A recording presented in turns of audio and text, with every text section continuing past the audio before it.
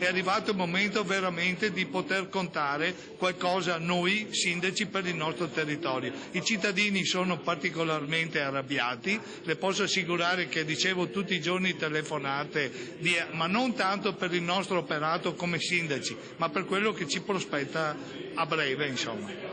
Pronti a chiudere veramente i municipi, i sindaci del Veneto sono sul piede di guerra contro la manovra fiscale del governo che ancora una volta chiede loro lacrime e sangue.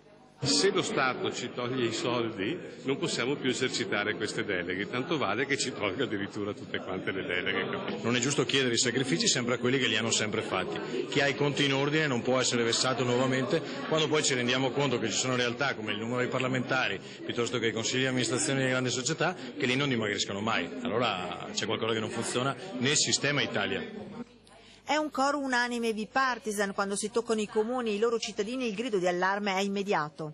Arrivati a questo momento, penso che se non facciamo sentire forte la nostra voce possiamo chiudere i municipi, insomma, perché se dobbiamo fare ulteriori sacrifici a quelli che già dobbiamo sostenere, penso sia arrivato il momento veramente del de profundis. I sindaci all'incontro in comune a Loreggia parlano chiaro, i rappresentanti della regione presenti sia prima a Roma a tagliare. L'impressione è quella che si faccia uno sforzo, si chieda un sacrificio molto forte agli enti locali, agli enti che sono direttamente a contatto con la gente e con il territorio e che invece non si facciano gli stessi sacrifici a livelli superiori.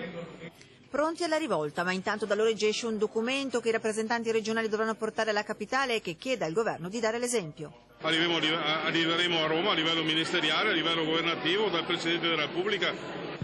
La strada è quella di far massa critica, Regione, Provincia e Comune, con le nostre realtà, in questo caso l'ANCI, per chiedere a Roma, nella modifica al decreto che hanno concordato di fare, si dice con decreto aperto, che gli enti locali che oggi assistono i cittadini in questo momento di difficoltà possono continuare a farlo.